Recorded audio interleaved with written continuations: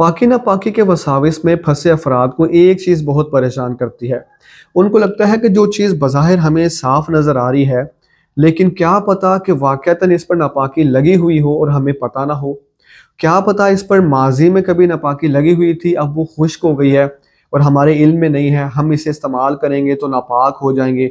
इसके साथ जो चीज़ छू जाएगी वो भी नापाक होगी, यूँ सारा घर नापाक होगा। कपड़े हैं तो उनमें नमाज नहीं होगी, नमाज पढ़ ली तो कबूल नहीं होगी, अज़ाब कब्र होगा, रब ताला नाराज़ हो जाएगा। मेरी वजह से घर वालों की चीज़ें भी नापाक हो रही हैं, उनका अज़ाब और वबाल भी मुझ पर होगा। इस तरह खौफ का एक सिलसिला बनता है। फिर वो चीज़ों को धोना शुरू कर देते हैं या फेंक देते हैं, वेस्ट कर देते हैं या चेंज कर देते हैं। मैं आपसे कहता हूँ, आप ये सोचें, जिस दीन की आप पैरवी करते हैं, जिस खुदा को आप मानते हैं, क्या उस खुदा की तरफ से आपको ये हुक्म दिया गया है कि आप चीज़ों की हिस्ट्री में जाएं? जिस दीन को आप मानते हैं उस दीन में कहीं ऐसा कोई हुक्म है कि चीज़ों की पूरी बैक हिस्ट्री में जाना है और इस बात को कंफर्म करना है, मेक श्योर कि पूरी इसकी ज़िंदगी में कभी भी इस पर नापाकी नहीं लगी होनी चाहिए, तो वो चीज़ आपके लिए काबिल इस्तेमाल होगी? ऐसा हरगिज़ नहीं है। इस्लाम कहता है कि जो चीज़ आपके सामने है, सिर्फ मौजूदा सूरत हाल में फ़ैसला करें। आप देखें, बज़ाहिर अगर वो चीज़ आपको बज़ाहिर साफ़ नज़र आ रही है, ड्राई है, उस पर कोई आपको निजासत का असर नज़र नहीं आ रहा, वो चीज़ आपके हक़ में बिल्कुल पाक और साफ़ है।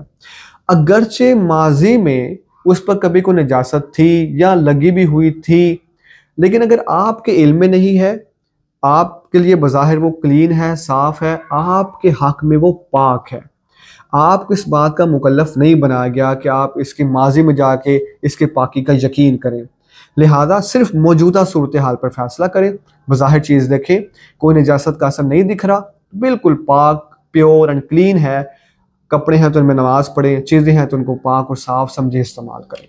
अगर आप इस तरह के वसाविस में ज़्यादा इन्वॉल्व हो चुके हैं, शिद्दत में हैं, तो खुशकिस्मती से मैंने इसके इलाज के लिए पूरा एक तहारत कोर्स डिज़ाइन किया है।